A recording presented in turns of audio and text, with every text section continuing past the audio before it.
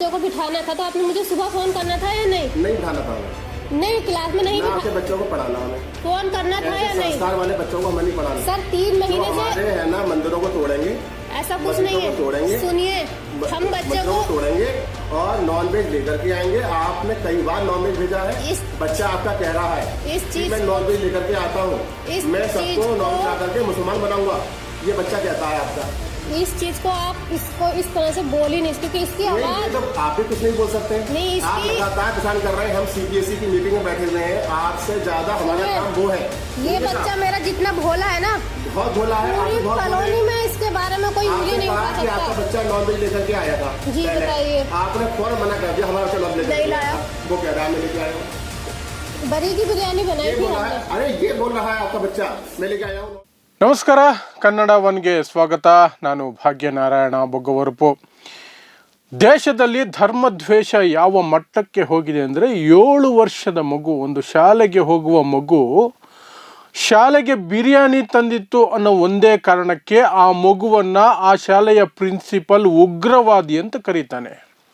ಅಷ್ಟು ಮಾತ್ರ ಅಲ್ಲ, ಇಡೀ ಶಾಲೆಯ ಮಕ್ಕಳನ್ನು, ಹಿಂದೂ ಮಕ್ಕಳನ್ನು ಇಸ್ಲಾಂಗೆ ಕನ್ವರ್ಟ್ ಮಾಡೋದಕ್ಕೆ ಪ್ಲ್ಯಾನ್ ಮಾಡ್ತಿದ್ದಾನೆ ಈ ಹುಡುಗ. ದೊಡ್ಡವನಾದರೆ ರಾಮ ಮಂದಿರವನ್ನು ಕೆಡವಿ ಹಾಕ್ತಾನೆ, ಮಂದಿರಗಳನ್ನು ಒಡೆದು ಹಾಕ್ತಾನೆ. ಹಾಗಾಗಿ ಇವನಿಗೆ ನಾವು ಪಾಠ ಮಾಡಲ್ಲ, ಇವನನ್ನು ಶಾಲೆಯಿಂದ ಕಿತ್ತಾಕ್ತಿದ್ದೀವಿ, ಅವನ TC ತಗೊಂಡು ಹೋಗಿ ಅಂತ ಅವನ ತಾಯಿಯನ್ನು, ಆ ಪುಟ್ಟ ಮಗು 7 ವರ್ಷದ ಮಗುವಿನ ತಾಯಿಯನ್ನು ಕರೆಸಿ ಪ್ರಿನ್ಸಿಪಲ್ ಹೇಳ್ತಾನೆ. ಶಾಲೆಯ ಪ್ರಿನ್ಸಿಪಲ್ ಹೇಳ್ತಾನೆ.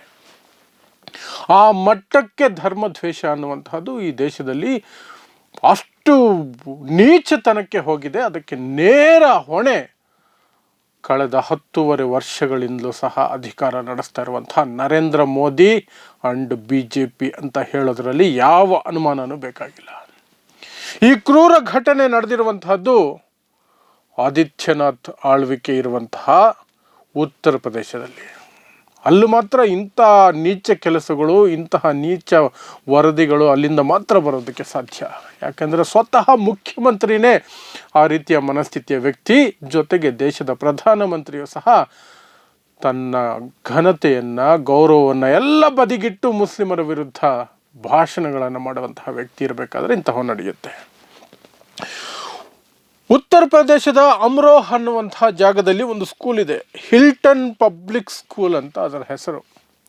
ಅಲ್ಲಿ ಒಬ್ಬ ಮತಾಂಧ ಪ್ರಿನ್ಸಿಪಲ್ ಇದ್ದಾನೆ, ಅವನೀಶ್ ಕುಮಾರ್ ಶರ್ಮಾ. ಬಿಡಿಸಿ ಹೇಳಬೇಕಾಗಿಲ್ಲ, ಶರ್ಮಾ ಯಾವ ಸಮುದಾಯದವನು, ಅವರು ಈ ದೇಶದಲ್ಲಿ ಯಾವೆಲ್ಲ ನಂಜನ್ನು, ವಿಷವನ್ನು ಹೇಗೆಲ್ಲ ಬಿತ್ತುತ್ತಾ ಇದ್ದಾರೆ, RSS ಮೂಲಕ, BJP ಮೂಲಕ, ಮತ್ತು ಅದಕ್ಕೆ ಬೆಂಬಲ ಕೊಡ್ತಾ ಇರುವಂತಹ BJP ನಾಯಕರ ಮೂಲಕ ಅಂತ.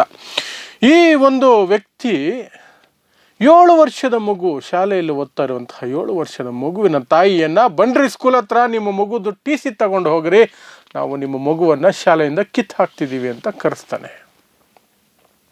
ಆಗ ತಾಯಿ ಬರ್ತಾಳೆ, ಪಾಪ ಏನಾಯಿತು ಅಂತ ಕೇಳೋಕ್ಕೆ. ಆಗ ಆ ತಾಯಿಗೆ ಗೊತ್ತಾಗೋದು ಏನು ಅಂದರೆ, ಆ ಮಗುವನ್ನು ಸ್ಟೋರ್ ರೂಮಲ್ಲಿ ಕೂಡಿ ಹಾಕಿ ಹಿಂಸೆ ಕೊಡಲಾಗಿದೆ ಅಂತ. 7 ವರ್ಷದ ಮಗುನ ಶಾಲೆಯ ಸ್ಟೋರ್ ರೂಮ್ನಲ್ಲಿ ಕೂಡಿ ಹಾಕಿ ಹಿಂಸೆ ಕೊಟ್ಟಿದ್ದಾರೆ. ಯಾರು? ಇದೇ ಪ್ರಿನ್ಸಿಪಲ್ ಅವನೀಶ್ ಕುಮಾರ್ ಶರ್ಮಾ.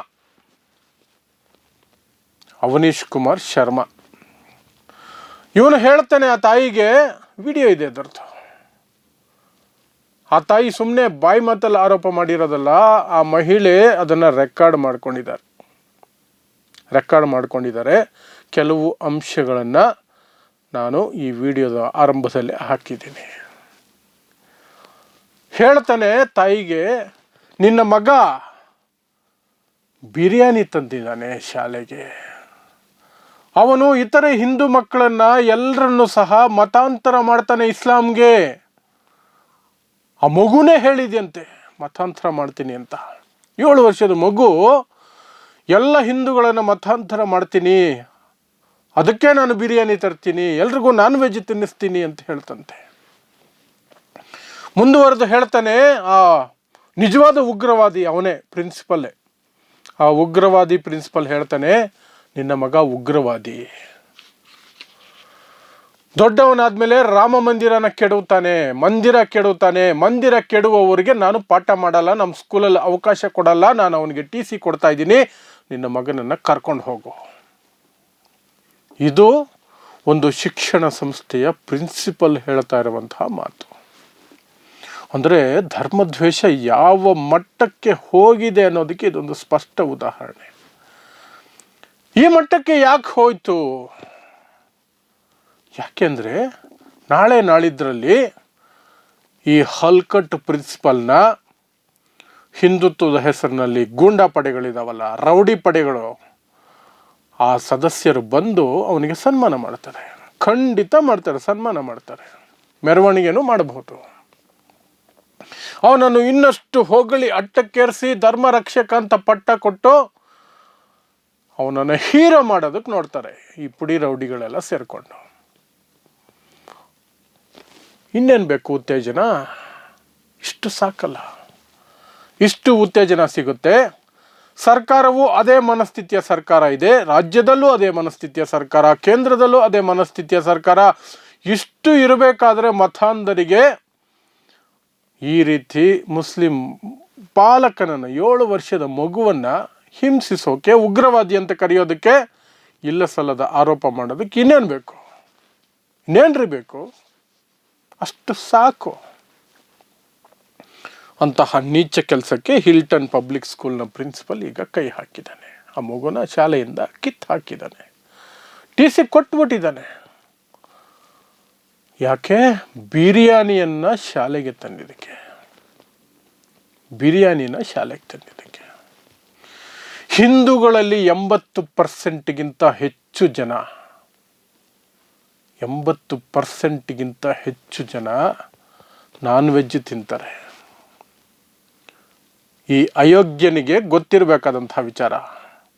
ಇವನ ಸಮುದಾಯ ತಿನ್ನಲ್ಲ ಅಂದ ಕಾರಣಕ್ಕೆ ಅವನೊಂದು ಸಮುದಾಯ, 3% ಸಮುದಾಯ ಇಡೀ ಜನಾಂಗ ಆಗೋದಿಲ್ಲ, ಇಡೀ ಧರ್ಮ ಆಗೋದಿಲ್ಲ. 80% ಜನ ನಾನ್ ವೆಜ್ ತಿಂತಾರೆ. 50-55ಕ್ಕಿಂತ ಹೆಚ್ಚು % ಹಿಂದೂಗಳು ಗೋಮಾಂಸ ತಿಂತಾರೆ. ಅದನ್ನು ನೀವು ಬೀಫ್ ಅಂತ ಕರೀರಿ, ಗೋಮಾಂಸನೋ, ಎಮ್ಮೆ ಮಾಂಸನೋ, ಕೋಣದ ಮಾಂಸನೋ, ಏನೋ ಒಂದು ಬೀಫ್ ತಿಂತಾರೆ. 50%ಗಿಂತ ಹೆಚ್ಚು ಜನ ಬೀಫ್ ತಿಂತಾರೆ.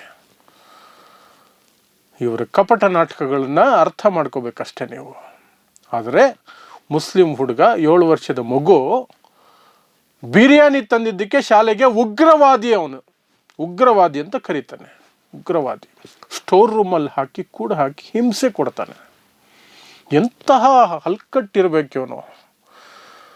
ನಿಜವಾದ ಸರ್ಕಾರ ಇದ್ದಿದ್ರೆ, ಈ ದೇಶದ ಸಂವಿಧಾನದ ಆಧಾರದ ಮೇಲೆ ಆಳ್ವಿಕೆ ನಡೆಸೋ ಸರ್ಕಾರ ಇದ್ದಿದ್ರೆ ಇಷ್ಟೊತ್ತಿಗೆ ಅವನನ್ನು ಜೈಲಲ್ಲಿ ಹಾಕಿರಬೇಕಾಗಿತ್ತು. ಆದರೆ ಇವರು ಕಣ್ಣೊರೆಸೋದಕ್ಕೆ ಸಮಿತಿ ಮಾಡ್ತಾರಂತೆ. 3 ಜನ ಪ್ರಿನ್ಸಿಪಲ್ಗಳನ್ನು, ಬೇರೆ ಬೇರೆ ಶಾಲೆಯ ಪ್ರಿನ್ಸಿಪಲ್ಗಳನ್ನು ಕರ್ಕೊಂಬಂದು ಸಮಿತಿ ಮಾಡ್ತಾರಂತೆ, ವರದಿ ಸಲ್ಲಿಸ್ತಾರಂತೆ. 3 ದಿನ ಸಮಯ ಅಂತೆ ಅವ್ರಿಗೆ. ಈ ರೀತಿ ಆಗಿದೆ ಅಂತ ಆನ್ ಕ್ಯಾಮ್ರಾ 7 ವರ್ಷದ ಮಗುನ ಉಗ್ರವಾದಿ ಅಂತ ಕರೀತಿದ್ದಾನೆ. ರೆಕಾರ್ಡ್ ಆಗಿದೆ. ಇನ್ನೇನು ಸಮಿತಿ? ಇನ್ನೆಂಥ ಸಮಿತಿ ಅದು?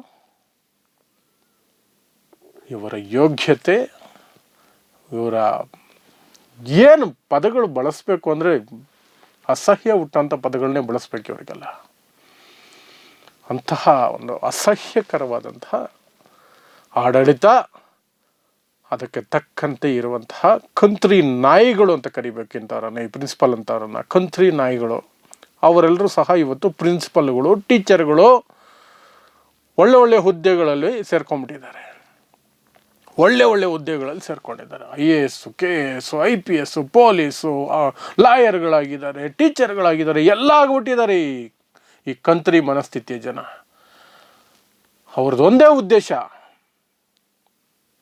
ಅಲ್ಪಸಂಖ್ಯಾತರು, ದಲಿತರು ನೆಮ್ಮದಿಯಾಗಿ ಬದುಕಬಾರ್ದು, ಅವ್ರಿಗೇನು ಸಿಗಬಾರ್ದು. ಅದರಲ್ಲೂ ವಿಶೇಷವಾಗಿ ಮುಸ್ಲಿಮರಿಗೆ ಏನು ಸಿಗಬಾರ್ದು.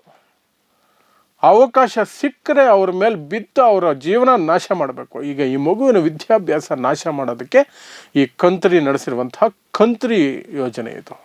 ಬಿರಿಯಾನಿ ತಂದುಬಿಟ್ರೆ ಏನು ಶಾಲೆ ಭೂಕಂಪ ಬಂದು ಬಿದ್ದೋಗುತ್ತಾ? ಭೂಕಂಪ ಬಂದು ಬಿದ್ದೋಗುತ್ತಾ ಬಿರಿಯಾನಿ ತಂದರೆ ಶಾಲೆಗೆ? ಯಾಕೆ ತರಬಾರ್ದು? ನಿನ್ನ ಆಹಾರ ನಿನಗೆ ಶ್ರೇಷ್ಠ ಆದರೆ ಬೇರೆಯವರ ಆಹಾರ ಅವ್ರಿಗೆ ಶ್ರೇಷ್ಠ. ಅವ್ರ ಮನೇಲಿ ಏನಿದೆಯೋ ಅದನ್ನು ತರ್ತಾರೆ, ತಪ್ಪೇನು? ನೀನು ಯಾವನ್ನ ಅದನ್ನು ಪ್ರಶ್ನೆ ಮಾಡೋದಕ್ಕೆ? ನೀನು ತಿಂದಿಲ್ಲ ಅಂದರೆ ನೀನು ಕದ್ದು ಮುಚ್ಚಿ ತಿಂತೀಯ. ನಿನ್ನ ಸಮುದಾಯದವರು ದಿನ ಬೆಳಗಾದರೆ ಯಾವ್ಯಾವ ಕಬಾಬ್ ಅಂಗಡಿ ಮುಂದೆ, ಯಾವ್ಯಾವ ಸ್ಟಾಲ್ಗಳ ಮುಂದೆ, ಮಟನ್ ಸ್ಟಾಲ್ ಮುಂದೆ ತಲೆಗೆ ಟವಲ್ ಹಾಕ್ಕೊಂಡು ಹಿಜಾಬ್ ಹಾಕ್ಕೊಂಡು ತಗೊಂಡು ಹೋಗ್ತಾರೆ, ಕದ್ದು ಮುಚ್ಚಿ ತಗೊಂಡು ಹೋಗ್ತಾರೆ. ನಾನು ಲೆಕ್ಕ ಕೊಡ್ತೀನಿ ಬಾ, ನನ್ನ ಸ್ನೇಹಿತರೇ ಇದ್ದಾರೆ ಕಳ್ಳನ ಮಕ್ಕಳು. ಹೆಸರಿಗೆ ಮಾತ್ರ ನಾವು ಆ ಜಾತಿ, ನಾವು ಮುಟ್ಟೋದೇ ಇಲ್ಲ, ಅಯ್ಯೋ ಚಿ ಅಂತ ಮೂಗು ಮುಚ್ಕೊಳ್ಳೋದೇನು, ಹಿಂಗಿಂಗೆ ಅನ್ಕೊಳ್ಳೋದೇನು, ಆ ಕಡೆಯಿಂದ ಹೋಗ್ಬಿಟ್ಟು ಕದ್ದು ಮುಚ್ಚಿ ತಿನ್ನೋದು, ನಮ್ಮ ಕೈಯಲ್ಲಿ ತರಿಸ್ಕೊಳ್ಳೋದು. ಅಂತಹ ಒಂದು ಹಲ್ಕಟ್ಟು ಜನ್ಮಗಳು ನಿಮ್ದೆಲ್ಲ. 7 ವರ್ಷದ ಮಗು ನನ್ನ ಬೆಂಕಿ ಆಗ್ತಿದೆ ಒಳಗೆ. 7 ವರ್ಷದ ಮಗುನ ಉಗ್ರವಾದಿ ಅಂತ ಕರಿತೀಯಲ್ಲ, ಹೊಟ್ಟೆಗೆ ಅನ್ನ ತಿಂತೀರ ನೀವೆಲ್ಲ?